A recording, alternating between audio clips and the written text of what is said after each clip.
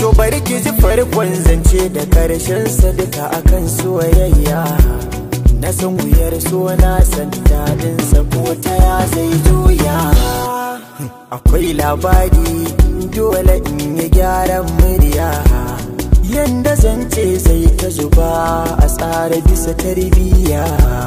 Yau da gobe gonar ilahu cewa ya santa gaba daya. Na gode Allah, na gode makagina da ka bani yar auta mai share mini hawayena, mai bidar muradina ta yi min ba ta min barna. Da akwai gaban kauna ke zaki boye sirrina, ni ba za na taka ba ramin bududdiki da wuce gaskiya.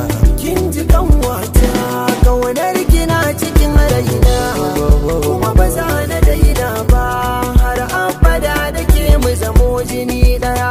Kin ji kanwata kaunar kina cikin raina, kuma ba za na daina ba har abada da ke mu zamo jini daya. Na tuna da ke a koda yaushe sai in ji sanyi, kafin ki ce in aikata ko mene na yi.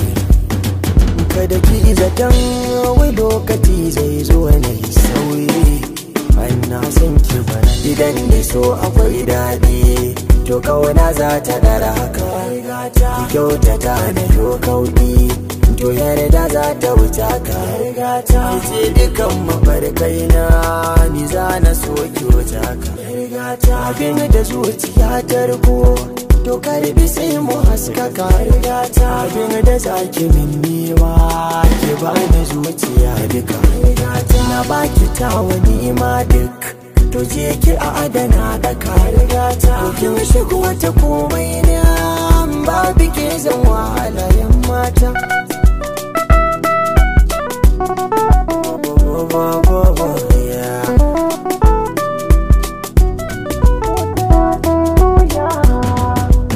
Kin ji kanwata kaunar kina cikin raina, kuma ba za na daina ba har abada da ke mu zamo jini daya.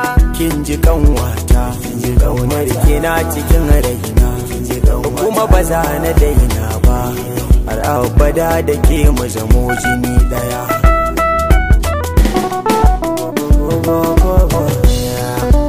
Midgate Mix.